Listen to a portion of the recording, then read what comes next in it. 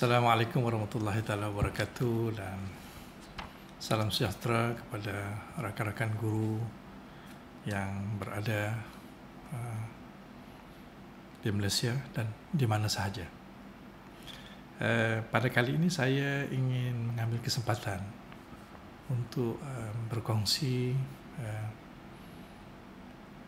ulasan berkaitan dengan sebuah buku yang telah saya beli pada tahun 1988. Ketika itu saya masih lagi seorang guru. Buku yang diterjemahkan oleh Dewan Bahasa dan Pustaka, yang diterjemahkan daripada buku The Art of Teaching, tulisan Gilbert Hyatt, yang cetakan pertama ialah pada tahun 1950 dan diterjemahkan oleh Dewan Bahasa dan Pustaka pada tahun 1981. Buku yang bertajuk Seni Mengajar.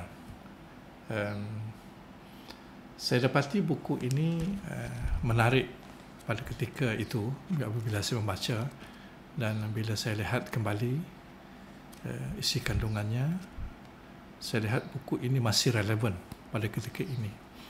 Dan saya berpendapat bahawa untuk menjadi guru yang baik itu bukan sekadar kita mempunyai kemahiran dari segi teknik, kaedah ataupun strategi mengajar yang baik. Sebab itu disebut juga mereka yang mempunyai kemahiran, teknik ataupun strategi mengajar yang baik itu adalah berkaitan dengan soal-soal yang disebut sebagai the science of teaching ataupun sains mengajar. Kerana soal-soal yang berkaitan dengan sains ini dia soal-soal teknikal yang kita boleh kuasai dengan baik. Adapun seni mengajar ini dia berbeza daripada sains mengajar. Seni mengajar ini dia bukan sekadar teknik ataupun strategi dan kaedah, tapi ia lebih berkaitan dengan soal-soal yang berkaitan dengan soal-soal kemanusiaan yang ada dalam diri anak murid kita, soal hati, soal psikologi, soal perasaan mereka itu.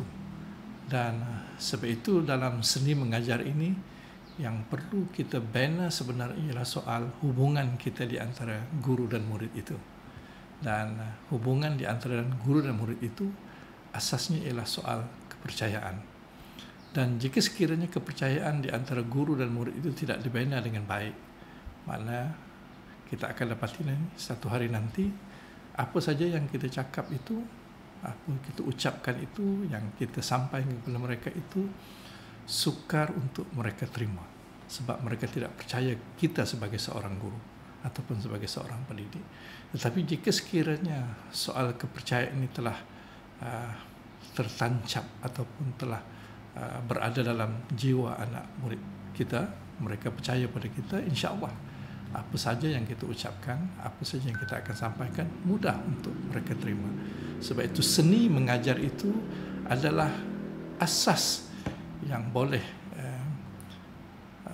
menguatkan peribadi kita sebagai seorang guru, dan dia akan dilengkapi dengan sains mengajar. So, jadi rakan-rakan sekalian, pengalaman saya mengesahkan bahawa sebenarnya seni mengajar itu mengambil masa untuk kita bina.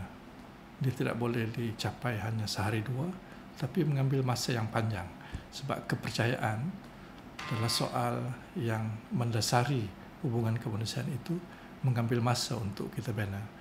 Jadi saya menyeru kepada rakan-rakan guru kita, terutama mereka yang masih baru dalam bidang pendidikan ini, cuba ambil masa untuk meningkatkan soal kepercayaan di antara anak didik kita terhadap kita. Dan insya-Allah akhirnya kita akan boleh menjadi seorang guru yang berkesan. seni mengajar itu, sekali lagi saya tekankan, dan berdasarkan pengalaman rakan-rakan guru yang telah lama, adalah suatu yang penting yang boleh dilengkapi akhirnya kemudian dengan soal-soal kemahiran, soal strategi dan kaedah pengajaran yang kemas kini ataupun yang up to date, yang semasa. Dan gabungan di antara seni mengajar dan juga sains mengajar itu adalah gabungan yang penting untuk menjadi seorang guru yang baik. Mudah-mudahan perkongsian saya pada kali ini dapat membantu untuk memberikan panduan kepada guru-guru baru untuk mereka menjadi seorang guru yang berkesan dan dapat mendidik anak didik kita dengan lebih baik menjadi seorang manusia. Sekian, Assalamualaikum warahmatullahi taala wabarakatuh.